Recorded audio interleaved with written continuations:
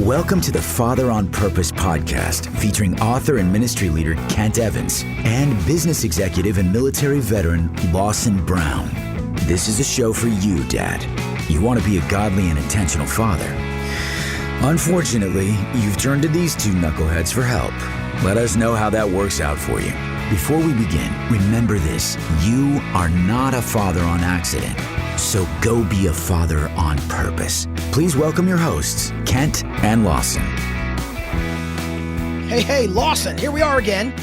And we are in part 4 or 5 of a series on our ebook, Survival Gear, the 7 must-have tools every godly dad needs for his journey. And today we're going to talk about building relationships as an essential piece of the godly dad's toolkit. But before we get to that, you have a small sneak preview. We're in part 4.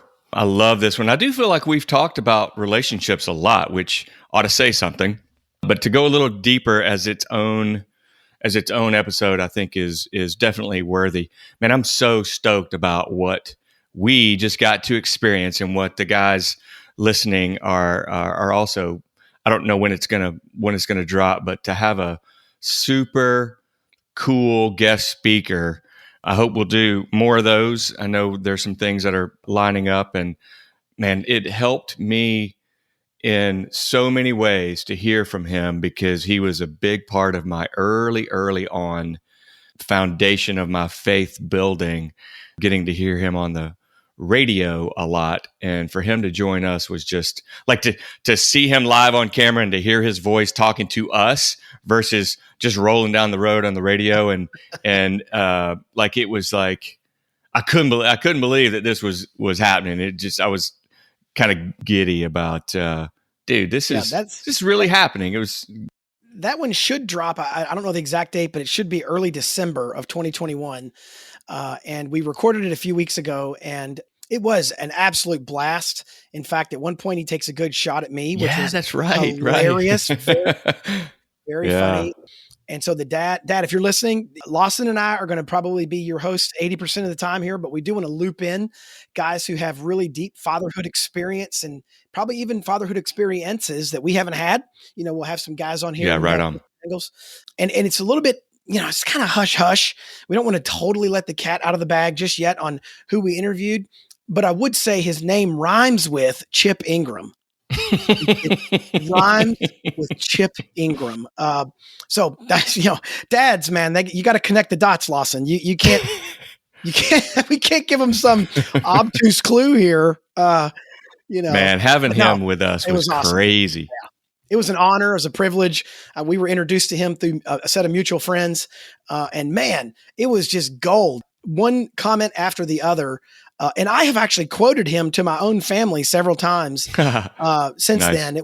It was really, really a rich time, which kind of sort of indirectly, I didn't mean for this to happen, but indirectly, that does connect to today's topic in the area of building relationships. Because here's what I would love to describe. Maybe 15 years ago, around there, I became connected to a gentleman in Louisville named Greg. And then since then, I've kind of occasionally gone to lunch with him, maybe once a year kind of thing. And then when I started Manhood Journey, I went a little more frequently because the guy is brilliant. And so he's just been pouring into me a few times a year over the last, say, 5 years. And I'll always text him and try to get lunch or coffee. Greg introduced me to a guy named Andrew. Andrew introduced me to Alex, who booked us with Chipping. So like the reason I mentioned that is because part of the reason we were connected to such a cool guy to interview was a 15-year-long kind of relationship building process that I clearly didn't have some grand strategy to, right? I wasn't trying to go, well, step 1, I'm going to talk to that guy for 15 years. I'm going to keep this alive because one day he's going to hook me up with Chip Ingram to get on our. Yeah, it's just a matter of staying close to guys, and then you just, something happens where a dot gets connected at the right time in the right way. And so that podcast is going to be the direct result of us kind of like eating our own cooking here in this area of building relationships, right? And last shameless plug, I've got to drop this in. If you really, really want to dive into this topic, I hate to do this. Lawson, you can do it. No, it's worth it, man. You should. It's great. I wrote a book on how to go get input from other godly men. And the name of the book is called Wise Guys. And the subtitle is Unlocking Hidden Wisdom from the Men Around You, because that's been a pattern in my life since I was a late teen.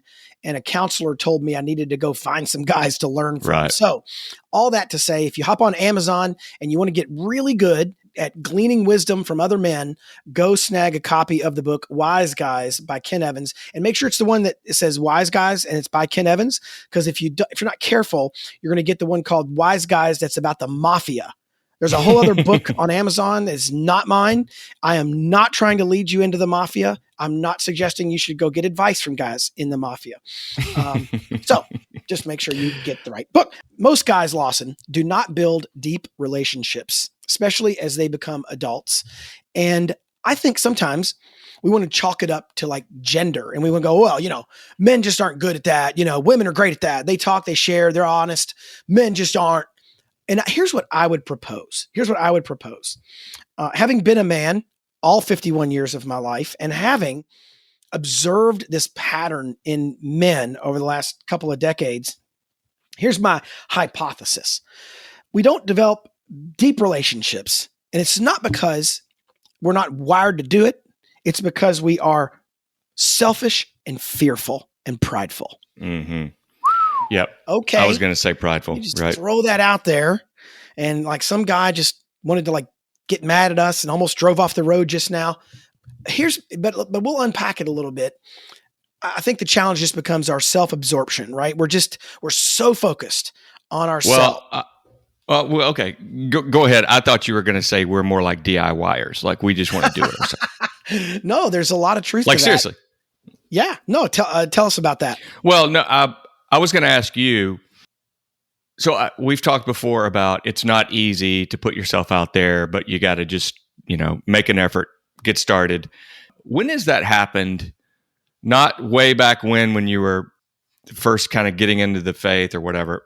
When's that happened with you recently? When have you left an interaction, a group, a dinner, some sort of something, where you're in a situation where there are people you don't know, and then you've left whatever that was and have practiced what you are preaching, which is putting yourself out there and developing a relationship with someone, another guy. How did that happen? Yeah, I would say there's a guy in my life. His name is John.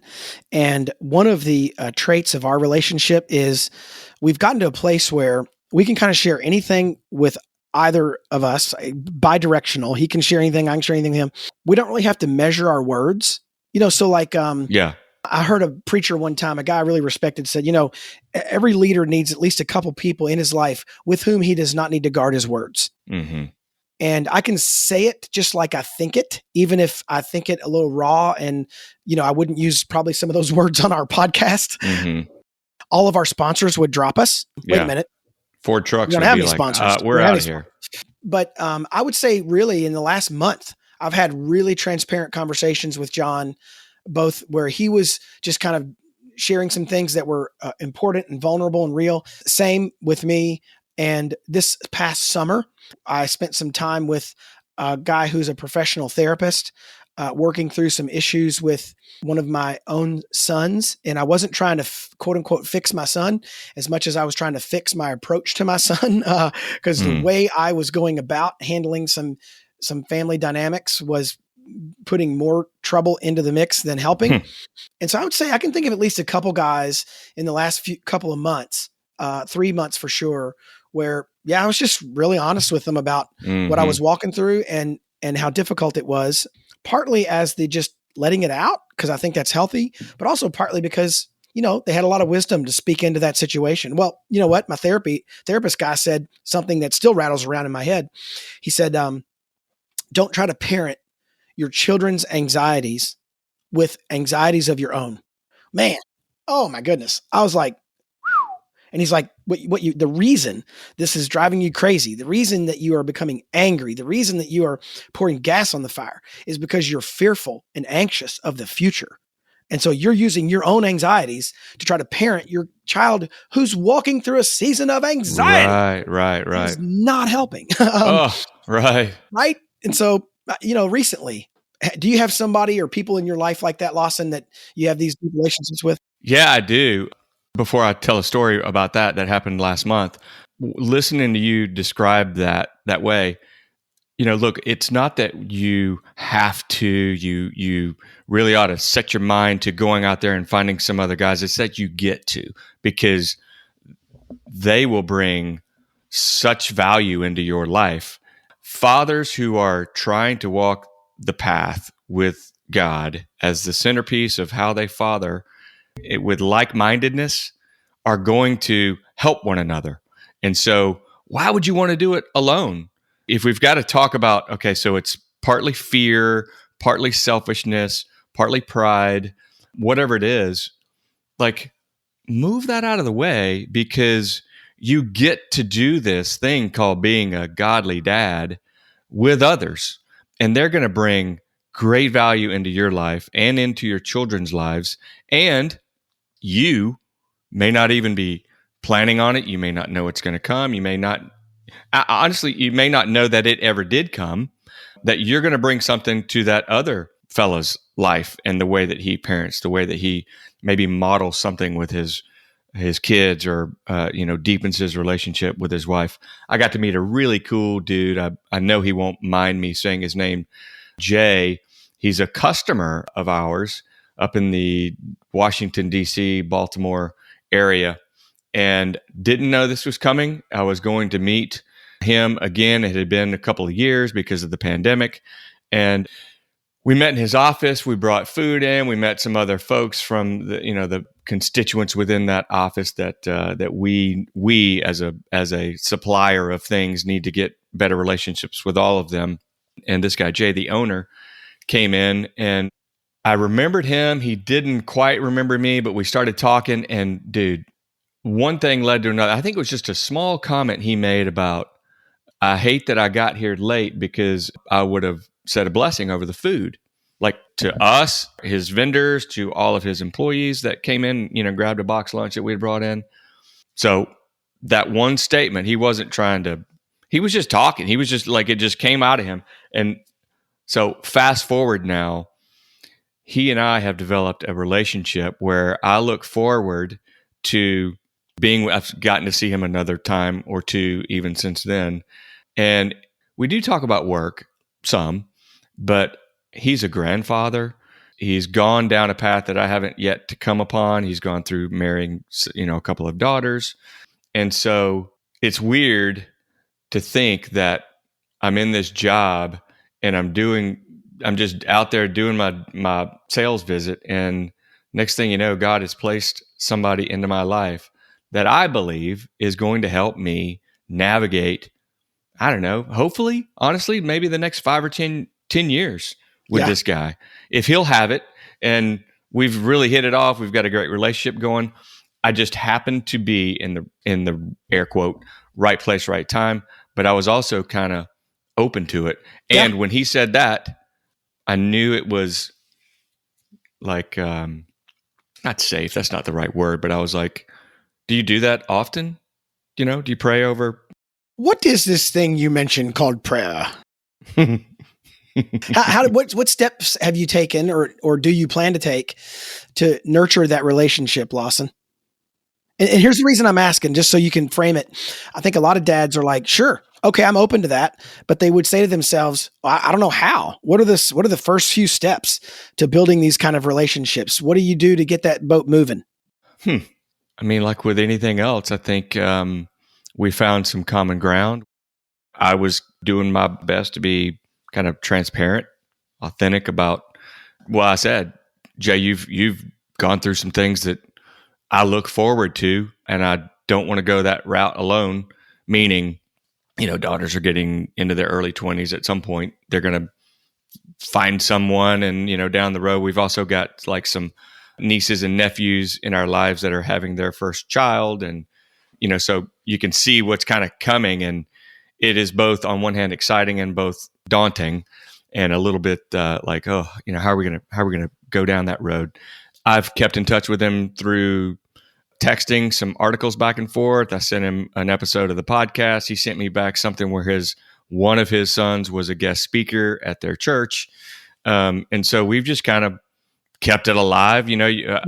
I guess I would summarize by saying, put a little effort into it. Haven't created a burden to him, but he does know that I'm pretty eager to stay a part of his life if he'll have it. I mean, I've said that word. I've said that to him. What a great insight, man. On the other side of this short break, I want to dive into a couple of scriptures that can help guide us in this regard, and then also talk about some practical ways that if you feel hamstrung in the area of building relationships, Lawson and I can try and unlock some of that for you right after this.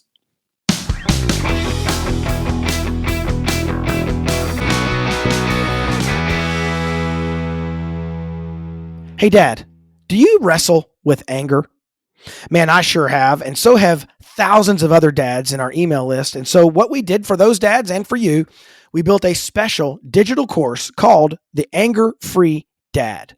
This digital course is chock full of almost 50 assets, a bunch of teaching videos, a ton of PDF booklets and worksheets, so you can walk through and understand your anger triggers, the expectations underneath, and how to pull those out of your heart and mind so you can be a dad who is less angry and more at peace. If you take this course and you do not become less angry, you will get all of your money back. Plus, we'll send you some boxing gloves so you can beat up the wall at your house with all of your mad anger. Dad, come take the Anger Free Dad course today at manhoodjourney.org/anger-free-dad. That's manhoodjourney.org/anger-free-dad.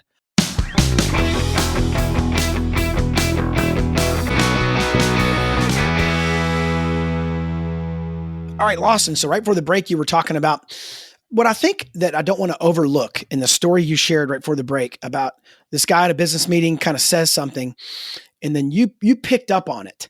That I think that is what's really, really interesting is that principle of like a radio. If you tune your radio to 88.7 or whatever, then you pick up the frequency 88.7, right? All those radio signals are flying through your house every day, right? There's a bunch of music, in theory, flying through my house right now. And the reason that I'm not hearing any of it is because I don't have a radio tuned to that frequency turned on, right? That's all happening. It's not like when I turn my radio on, the station starts broadcasting right then. It's constantly happening. And I just, quote unquote, notice it as I tune in. For me, the fascinating bit is that a guy like your spirit, your mind were ready to tune in and notice that thing. Don't you think that's a really important ingredient where a lot of guys are just, we can say prideful, self-absorbed, whatever word we want to use. We're just too wrapped up in worrying about what's going on in our life. We don't have our frequency tuned correctly. Don't you think? Mm-hmm. Yeah, and it's not always like, I don't think that we have a guard up or that we're overly selfish or fearful or anything. It's not. That is definitely, I think, sometimes part of just being a guy. Like we want to go this road alone. We don't need anybody, and we've got this. But gosh, it's not only do you benefit a whole lot more from having people in your life, but it's also more enjoyable. Getting to know them, them getting to know you, getting to know your kids, all that. In the case with Jay, I think you're right. I wasn't, actively seeking, but God had kind of probably maybe prepared my heart a little bit. And I was just kind of, as soon as he said it, I was like, oh, wow, like this might be good, because he's just a naturally likable guy, super charismatic. He wasn't supposed to be there that day, I didn't think. And so when he came in, I was like, awesome. And so I had heard about him. I had heard good stories. I'd heard he was a real faithful man, had built a business on godly principles. And so then when he walked in, I was kind of eager, oh, nice.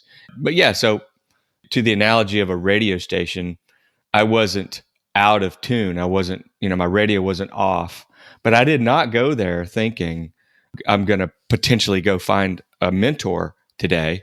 But when it happened, I felt, and I was more open to did it feel right, or was I hearing from God? And it's like when it happened, I knew it. Yeah. Well, and I'm trying to pay you a compliment, which how rare those are. So appreciate you demurring and being humble, but I do think you kind of operate in that sort of persistent state of being observant and being ready to receive. And I think it's part of what's made you a godly husband, a godly dad, is that, you're ready to receive. And I think you're unique in that way. One of the scriptures I love on this topic is the scripture that is 1 Thessalonians 5:11. 5:11. And it says, therefore, encourage one another and build each other up, just as in fact you are doing. Encourage one another and build each other up, just as in fact you are doing. And that's one of the things where when you read that closely, you notice Paul's not saying, hey, stupid, encourage one another because you're not doing it. No, he's saying kind of the opposite. What he's saying is, hey, you're already doing that thing. Keep going. Keep going. And I think there are three things I'd love to talk about this half of the podcast that I want dads to realize, in particular as it relates to their family context. Having a setting like yours where you're open, you're ready, you're willing to build relationships. There's three things that it does for us as men in general, but as believers in general, but specifically as dads. Number one, when we have strong relationships, we benefit. As it said right there in First Thessalonians,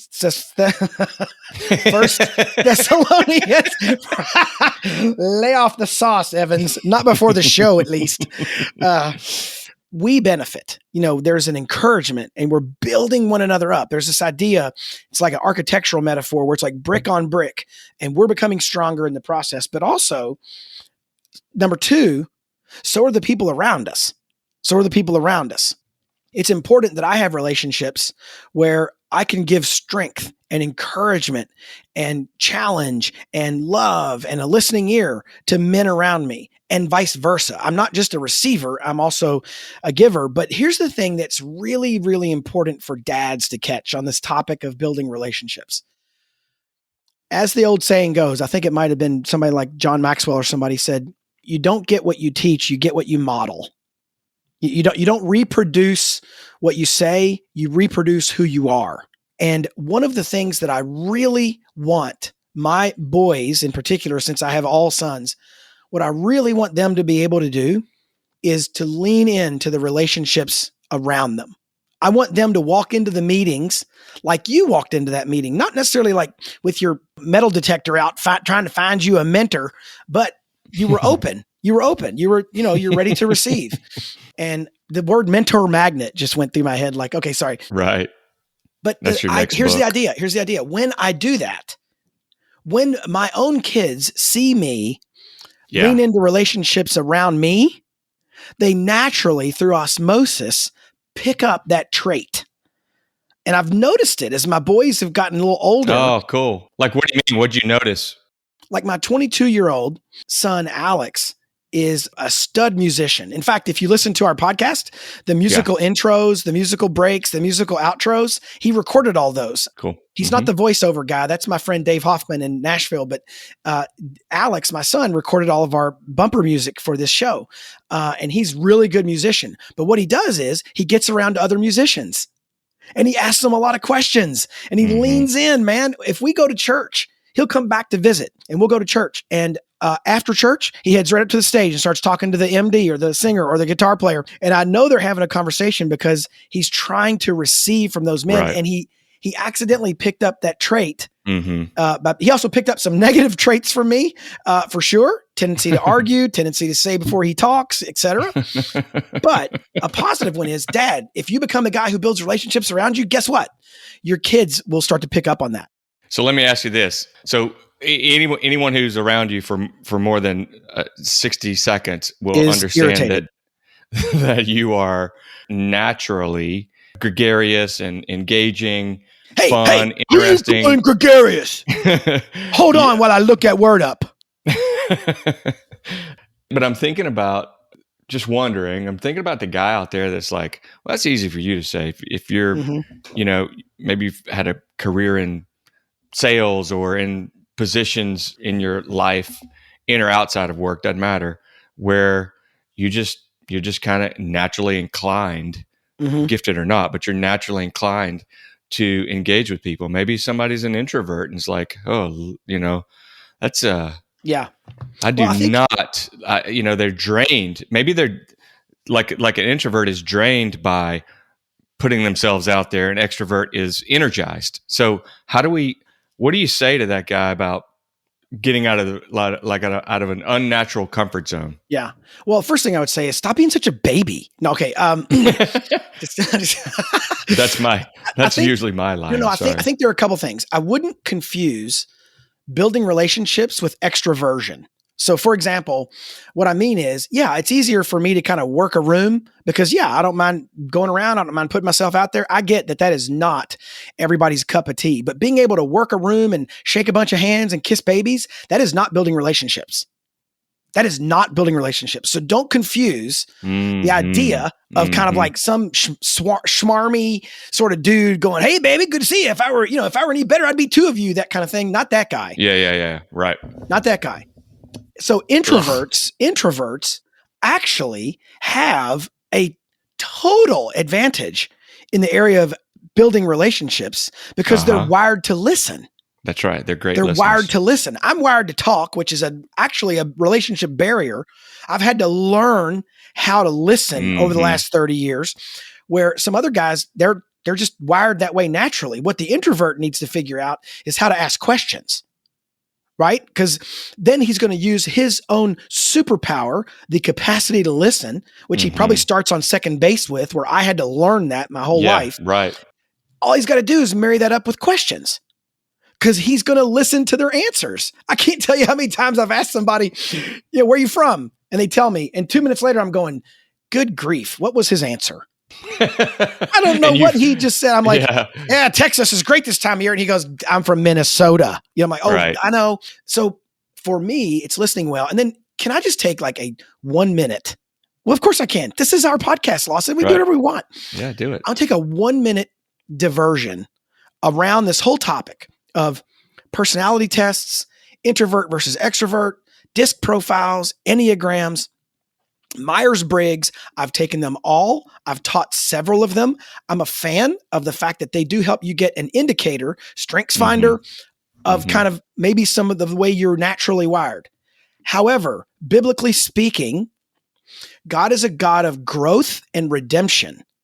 And so do not use your disc profile or your stupid Enneagram number to wish away the flaws in your character, right? So for example, I'm naturally pretty aggressive. I'm naturally fairly stubborn. I'm naturally willing to talk before I listen, all of which is shown to be marks of a fool in the Bible. Right? So I can't go, well, I'm just an Enneagram 8. You're going to have to sit there and listen the whole time I talk, and I'm never going to listen to you because that's unbiblical. It's unwise. So, okay, all you guys out there dying on your Enneagram hill, look, it's an indicator. It's an indicator. It can be a useful tool, just like a screwdriver is a useful tool in the hands of a mechanic. In the hands of a 4-year-old, it's just dangerous. And so really, really be careful with the labels that we put on ourselves or the labels that others put on us that do not take into account God's redemptive power, right? Wow. I still wrestle with anger. It's not because I'm an Enneagram 8. It's because I'm a jerk. Right? And the fruit of the Spirit, even what's funny, Lawson, look at how we use the language around these topics. We say things like, I'm naturally wired. Go back and listen to the podcast. I said naturally like 4 times. Right. What is our nature called? Our nature is called sinful. And so there's a difference between the way I'm naturally wired and the things that the Holy Spirit wants to do through me. The fruits of the Spirit are love, joy, peace, patience, kindness, gentleness. Yes, even for an Enneagram 8, gentleness. And so I just want to be really cautious with this whole drama we have the last probably 50, 60 years in modern psychology about we are how we test out. No, we might be at that moment. And those are great indicators. But man, I want us to make sure we're not giving more credence to the personality profile than we are to God's Holy Spirit in our heart to work through us. Because man, I got to be different. If I'm going to build deeper relationships, I got to be a better listener. I just need to.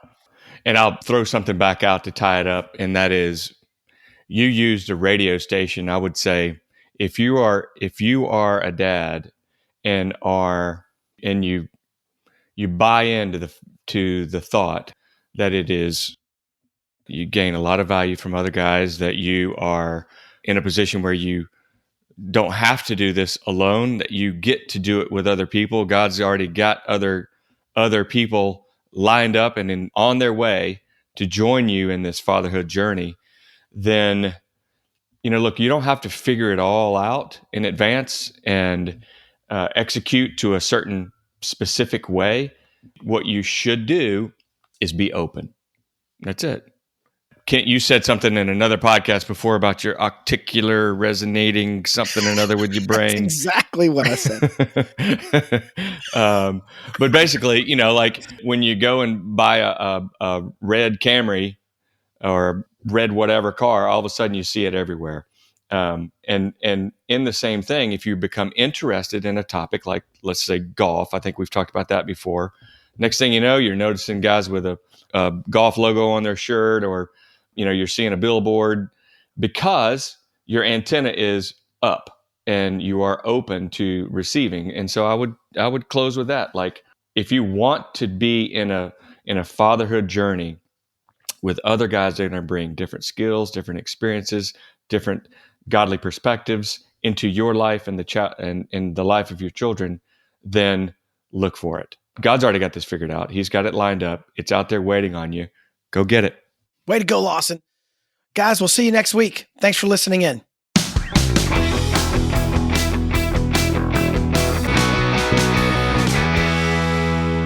Hey, Dad, thank you for listening to today's show. If you found this episode helpful, remember, you can get all the content and show notes at manhoodjourney.org/podcast. And if you really liked it, please consider doing 3 things. Number 1, share this podcast with someone. You can hit the share button in your app, wherever you listen to podcasts, or just call a person up and tell them to listen in. Number 2, subscribe to this podcast so you get episodes automatically. That helps us as well to help dads find the show. You can do that through your favorite listening app, whatever that is. And finally, review this podcast. Leave us a review, good or bad, wherever you listen. Those reviews also help other dads find the show. You can always learn more about what we're up to at manhoodjourney.org or fatheronpurpose.org. We will see you next week. You've been dozing off to the Father on Purpose podcast featuring Kent Evans and Lawson Brown. Now, wake up. Head over to fatheronpurpose.org for more tools that can help you be a godly, intentional, and not completely horrible dad. Remember, you are not a father on accident. So go be a father on purpose.